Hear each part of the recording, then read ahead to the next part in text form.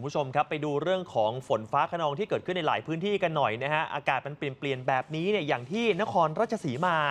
โดนไปเนี่ย3 รอบเต็มๆนะครับอายุเข้าบางเขียวตลาดบุกไข่นี่สนั่นหวั่นไหวเลยนะฮะวังน้ำเขียวนะตอนนี้คือต้องบอกว่าเจอทั้งลมเจอทั้งฝนพายุถล่มอย่างหนักเลยคุณผู้ชมคือช่วงเย็นเมื่อวานนี้เนี่ยมันมีฝนกระหน่ำลงมาจนแบบทุกอย่างขาวไปหมดมองอะไรแทบไม่เห็นเลยนะฮะและลมก็ยังค่อนข้างแรงด้วยต้นไม้ใหญ่ต้นไม้เล็กก็หักโค่นกันไปก็มีเหมือนกันส่วนอีกคลิปหนึ่งนะฮะพายุพัดถล่มเนี่ยที่บ้านคอหงครับอำเภอโนนสูงนะฮะพิเศษลูกค้า AS รับให้เกรดวันดีพรีเมียมดูฟรีเดือนแรกกดดอกจัน559สี่เหลี่ยมโทรออก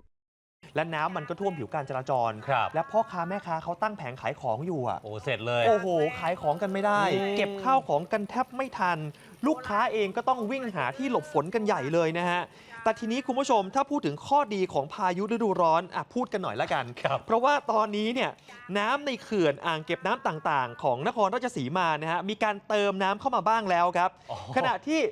อุณหภูมิหรือว่าฝุ่น PM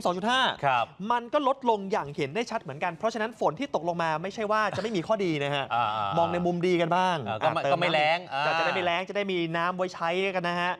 ดูคลิปจบแล้วอย่าลืมกดไลค์กดแชร์กด Subscribe นะครับและที่สำคัญครับอย่าลืมกดกระดิ่งจะได้ไม่พลาดทุกข่าวสำคัญกับสำนักข่าว One News เชื่อมั่นในข่าวมั่นใจ One News ครับ